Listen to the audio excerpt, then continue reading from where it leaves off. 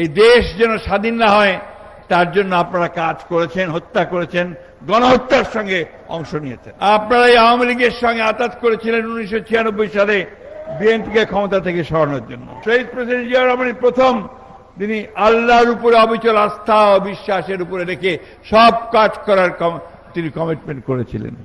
সুতরাং যারা আজকে এগুলো বলছে তারা সম্পূর্ণভাবে মিথ্যা কথা, অসত্য কথা, জাতিকে বিভ্রান্ত করার কথা বলছে। তারা বলছে যে বিএনপি নাকি ক্ষমতা যাওয়ার জন্য সব মিথ্যা কথা বলে।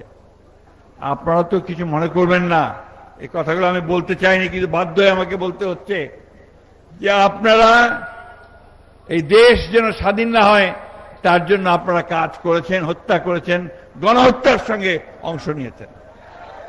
কিছু মনে করবেন না, আপনারা এই আওয়ামী লীগের সঙ্গে আতাত করেছিলেন 1996 সালে বিএনপিকে ক্ষমতা থেকে সরানোর জন্য।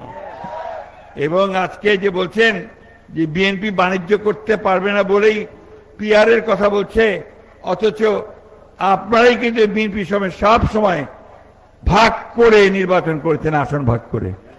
অতীতের কথা ভুলে গেলে চলবে না, এগুলো বাস্তবতা।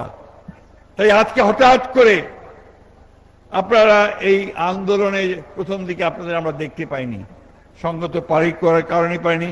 আপনারা বলেন না যে আপনাদের বেঁচে থাকার তাগিদে, নিজেদেরকে রক্ষা করার তাগিদে আপনারা আন্ডারগ্রাউন্ড চলে গিয়েছিলেন। আমরা আন্ডারগ্রাউন্ডের পার্টি নই, আমরা ওপরে উঠে থেকে লড়াই করার পার্টি। আমরা সংগ্রাম করি, আমরা প্রাণ দেই, জীবন দেই, কারাগারে যাই, অন্যায় অত্যাচার নির্যাতন সহ্য করি।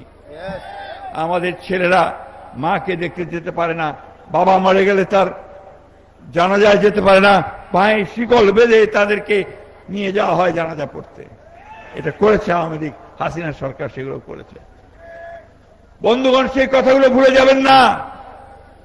ও সেই কথাগুলো ভুলে না গিয়ে এই যে মানুষটি যিনি আজকে দীর্ঘদিন ধরে 18 বছর ধরে নির্বাসিত হয়ে আছেন বিদেশে, যিনি পরিবার পরিজন ছেড়ে, মানুষগুলোকে ছেড়ে তিনি ওখান থেকে আমাদেরকে নির্দেশ দিচ্ছেন, তাকে দেশে ফিরিয়ে আনতে হলে আপনারা বিএনপির এই মর্যাদাকে ক্ষুণ্ণ করবেন না।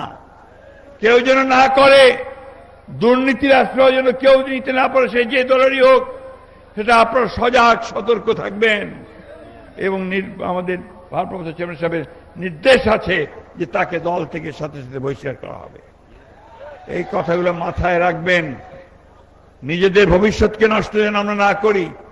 আমরা যেন মানুষকে সঙ্গে নিয়ে যেভাবে লড়াই করেছি, সংগ্রাম করেছি, সেভাবেই যেন আমরা নির্বাচনে যেতে পারি।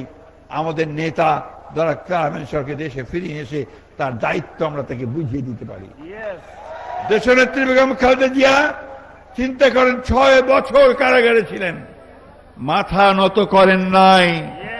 বিএনপিকে ওই শিক্ষাই তিনি দিয়েছেন, বিএনপি মাথা নত করে না, লড়াই করে, সংগ্রাম করে, সে লড়াইয়ে জয়লাভ করে। বন্ধুগণ,